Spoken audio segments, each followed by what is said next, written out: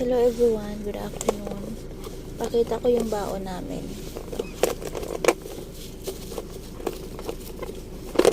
Nagbaon na kami ngayon ni Papa Bal, tsaka ni Nikki. Yan. Mayroong mango, mayroong gulay,